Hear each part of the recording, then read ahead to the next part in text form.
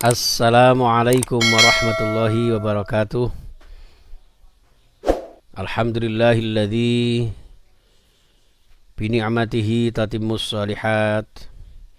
Asyhadu an la ilaha illallah wahdahu la syarikalah wa asyhadu anna Muhammadan abduhu wa rasuluhu la nabiyya ba'dah. Allahumma shalli wa sallim wa barik ala nabiyyina Muhammad wa ala alihi wa ashabihi wa mawalah wa la hawla wa la quwata illa billah.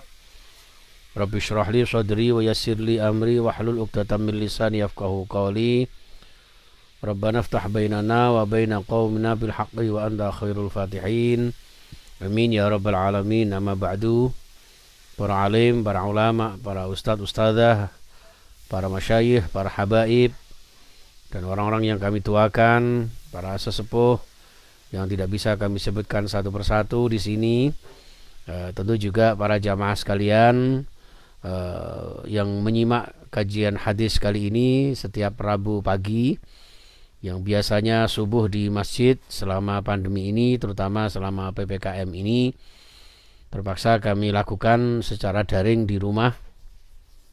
Dan tentu waktunya mundur karena kita harus nunggu syuruk dulu dari masjid, kemudian pulang dan persiapan sehingga sekitar jam 6 baru kita mulai. Mudah-mudahan situasi kondisi ini bisa dimaklumi dan saling mendoakan. Mudah-mudahan kita semuanya sekeluarga diberikan sehat walafiat, barokah dan kabul semua hajat, dan insya Allah kita semuanya selamat dunia sampai akhirat. Amin ya rabbal alamin. Al-Adhiniyah as-salihah al-Fatihah. A'udzubillahi minasyaitonir rajim. Bismillahirrahmanirrahim. Alhamdulillahi rabbil alamin arrahmanir rahim maliki yaumiddin. Iyyaka na'budu wa iyyaka nasta'in ihdinas siratal mustaqim siratal ladzina an'amta 'alaihim ghairil maghdubi 'alaihim waladdallin. Amin. Salawat dan salam kita haturkan kepada Nabi Agung Muhammad sallallahu alaihi wasallam. Jamaah sekalian, langsung saja kita mulai ya. Pada hadis kali ini di kitab Subulus Salam, syarah dari kitab Bulughul Maram, di mana pada pertemuan yang lalu panjang lebar beberapa pertemuan, beberapa kali kajian membahas tentang walimah ya, dari segi hukumnya, dari segi bentuk-bentuknya, kemudian sunah-sunahnya, bahkan juga kemudian ada sunah-sunah dan adab-adab makan dan minum berdasarkan sunnah Rasulullah Sallallahu Alaihi Wasallam. Nah, jamaah sekalian rahimakumullah, maka kali ini kita akan berganti bab jamaah sekalian ya. Di sini ada Kitabut Thalaq, ya, kitab tentang atau bab tentang membahas terkait dengan tolak. Tolak sinonimnya firaq ya, yang dalam bahasa Indonesia sering disebut dengan cerai atau perceraian. Ya, karena ada pembahasan pernikahan ya tentu ada pembahasan tentang perceraian. Walaupun perceraian ini tentu kita berusaha untuk menghindari ya, agar tidak terjadi dalam kehidupan pernikahan dan rumah tangga kita sekalian. Nah, jamaah sekalian rahimakumullah, kata tolak ini at-tolak ya lughatan ya bermakna jadi melepaskan ikatan ya. Jadi tolak itu menurut bahasa artinya adalah melepaskan ikatan ya, yang diambil dari min itlaq ya, dari kata itlaq. Itlaq ini artinya lepas ya, atau sesuatu yang ditinggalkan. Jadi itu kata itlaq, atlaqa, yutliqu itlaq ya, atau tolaqa. Kemudian menjadi kalimat tolak itu. Nah, secara syariat tolak adalah melepaskan ikatan perkawinan ya, ikatan pernikahan, itu kata tolak ya. Nah, kata tolak ini menurut Imam Al-Haramain ya, beliau mengatakan ya, meriwayatkan bahwa sebetulnya tolak itu sudah terjadi sejak zaman jahiliyah. Namun kemudian setelah Rasulullah membawa risalah dari Allah Subhanahu wa taala, maka kemudian tolak ini, perceraian ini renov, direvisi, diperbaiki lagi dengan cara-cara yang islami, cara-cara yang sesuai dengan petunjuk hidayah Allah Subhanahu wa taala. Yang kemudian dari petunjuk ini di Al-Qur'an juga banyak ayat-ayat yang membicarakan, ada beberapa ayat yang membicarakan tentang talak atau perceraian itu sendiri.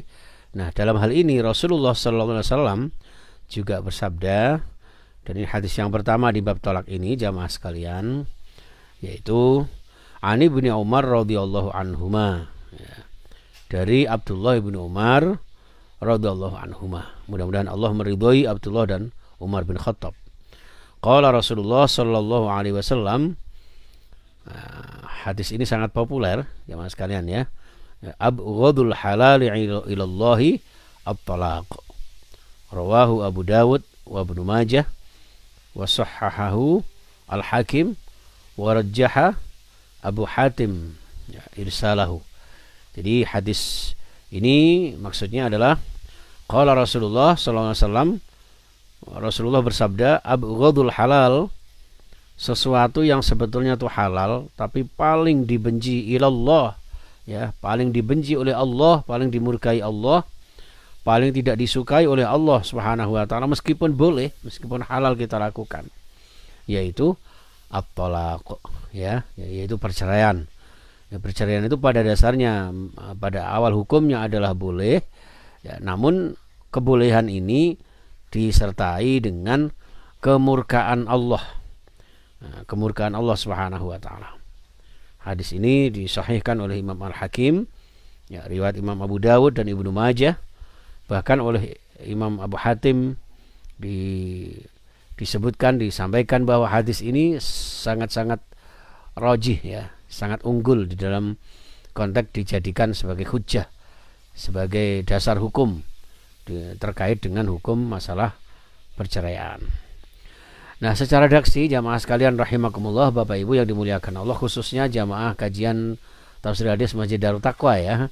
Ya, monggo nanti bisa dipirsani di rumah, ya, dan juga pemirsa dimanapun Anda berada, mudah-mudahan menambah barokah, ya. Nah, dari hadis ini jamaah sekalian, ya, terdapat dalil bahwa di antara barang yang halal, ya, namun dimurkai Allah Subhanahu wa taala, ya, yang maksudnya di sini adalah bahwa perbuatan tersebut tidak mendapat pahala.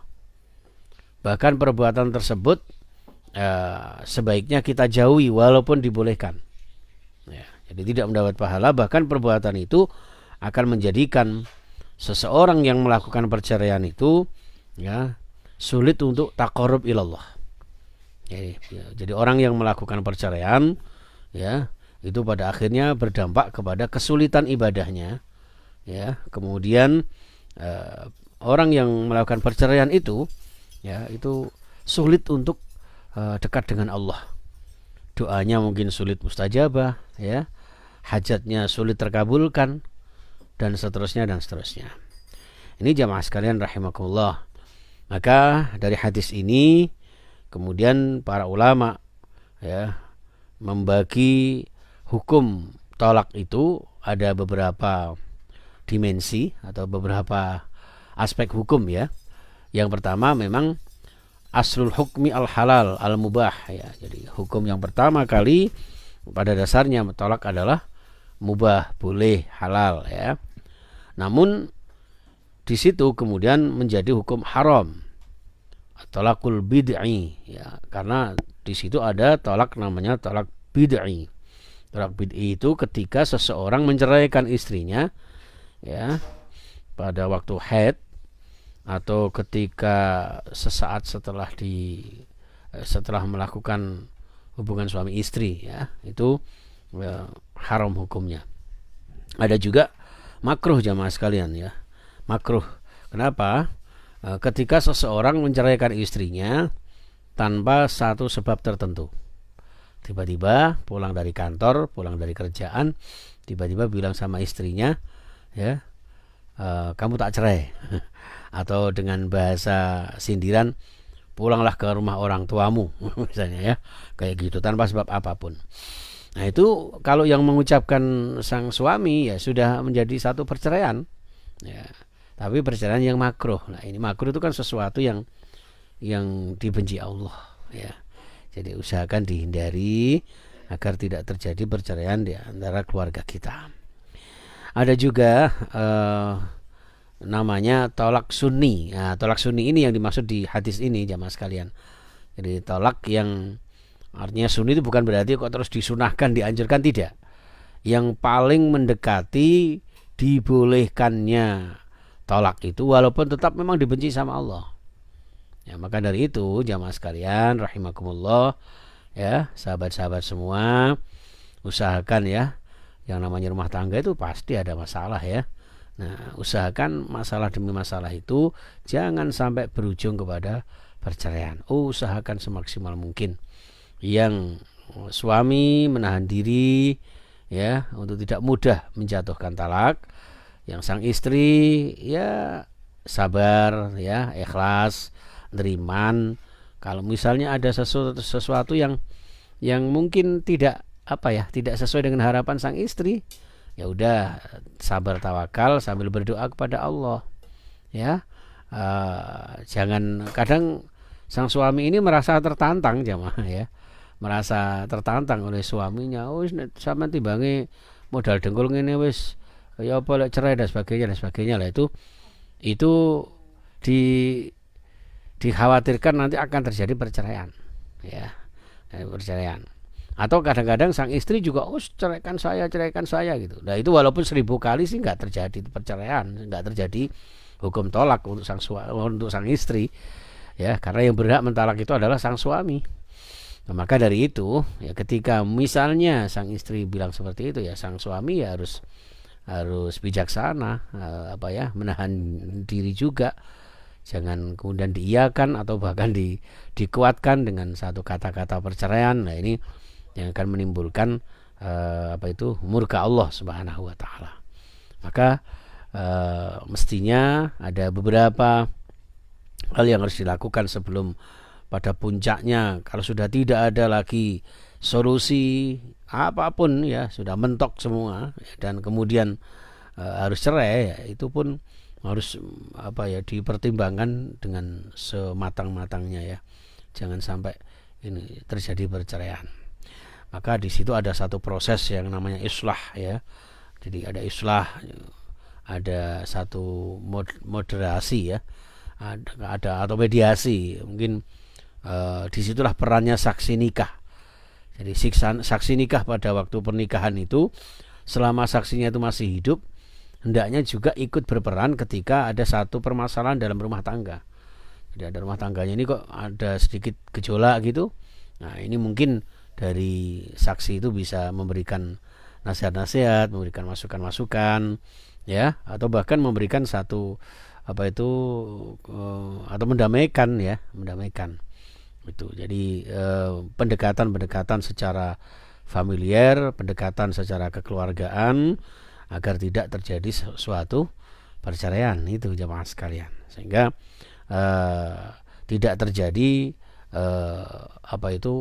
akibat dari satu sabda Rasulullah, abghadul halal ya ilallahi at-talaq itu tadi ya. Jangan sampai terjadi ya, agar Allah senantiasa memberikan rahmatnya kepada kita ya, memberikan barokah kepada rumah tangga kita ya, memberikan barokah setiap aktivitas dan rezeki kita.